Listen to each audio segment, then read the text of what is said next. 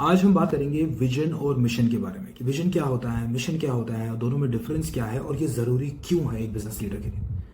तो इसके लिए ये चीज़ समझना ज़रूरी है that one thing that we all as human seek all the time, knowingly unknowingly, is clarity. The questions that are running in our mind all the time are like, where am I going? What am I doing? Where is this taking me? What is in it for me? What should I do next? What should I not do? How do I know it will work? ये सारे सवाल जो हमारे दिमाग में आते हैं, it's nothing but a process of seeking clarity of moving forward.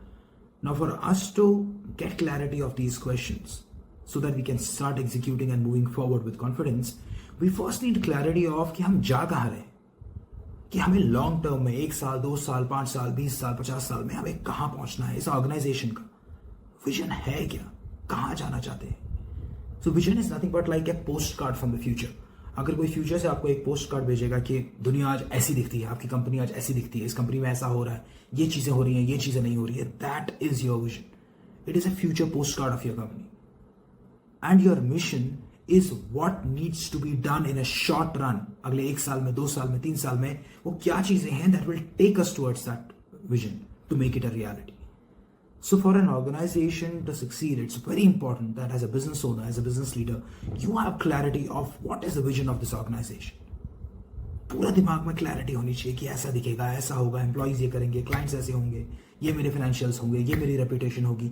वो क्लैरिटी की जरूरत है and that is the vision and mission of what needs to be done. 1 साल 2 साल 3 साल में क्या करना है कि वो विजन जो है वो रियलिटी बने। इसकी क्लैरिटी सबसे पहले आपको होनी चाहिए as a leader. And once you have that clarity and that conviction is when you communicate this to your team. वो दीवारों पे खाली पोस्टर लगाने से, उसके ऊपर अच्छे अच्छे कलर्स लगाने से कि विजन स्टेटमेंट मिशन स्टेटमेंट से कुछ नहीं होने वाला। वो बड़े बड़े वर्ड्स उसमें यूज करने के लिए जैजी टर्म्स डालने से कुछ नहीं होने वाला। उसमें हार्ट होना चाहिए, दिल होना चाहिए, क्लैरिटी होनी चाहिए और वो क्लैरिटी अपने एम्प्लॉयज के साथ कम्युनिकेट करना बहुत जरूरी है। चाहे आप एक छोटा सा बिजनेस हो जिसके 2 एम्प्लॉयज हैं या 2000 या 2 लाख एम्प्लॉय वाला बिजनेस हो, it doesn't matter. Clarity of vision, clarity of mission and communicating that with clarity to your people is a great starting point because that will help everybody keep aligned with what we are looking to achieve. Where are we going with this? Decision making आसान हो जाती है। सब लोगों को यही सोचना कि अच्छा ये जो हम कर रहे हैं, ये जो हम डिस्कस कर रहे हैं, is it aligning with a mission, is it aligning with a vision, is it taking me closer to where the organisation wants to be. Decision making easy हो जाता है, एलिमिनेशन प्रोसेस इजी हो जाता है।